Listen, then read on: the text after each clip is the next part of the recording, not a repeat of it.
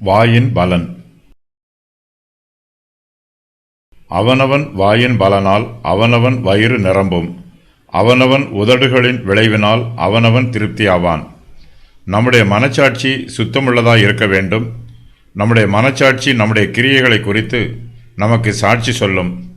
அது நமக்கு சாதகமாகவோ பாதகமாகவோ பேசும். நம்மிடத்தில் குற்றம் குறைகள் காணப்படும் போது நம்முடைய மனச்சாட்சி நம்முடைய குற்றத்தை நமக்கு கண்டித்து உணர்த்தும். மனச்சாட்சியின் சத்தத்திற்கு நாம் செவி கொடுக்க வேண்டும். நம்முடைய மனச்சாட்சி நமக்கு சாதகமாக பேசுகிறதா அல்லது நமக்கு பாதகமாக பேசுகிறதா என்பதை கவனித்து கேட்க வேண்டும். அவனவன் வாயின் பலனால் அவனவன் வயிறு நிரம்பும். வயிறு என்னும் வார்த்தை மனச்சாட்சியை குறிக்கிறது. மனுஷனுடைய ஆவி கர்த்தர் தந்த தீபமாய் இருக்கிறது. அது உள்ளத்தில் உள்ளவைகளையெல்லாம் ஆராய்ந்து பார்க்கும். நீதிமொழிகள் 20:27. நம்முடைய நாவை நாம் ஆளுகை செய்ய வேண்டும். நம்முடைய நாவுகளின் விளைவினால் நமக்கு நன்மையும் உண்டாகலாம், தீமையும் உண்டாகலாம். மனுஷனுடைய சுபாவம் அவனுடைய வாயின் வார்த்தையினால் வெளிப்படுகிறது.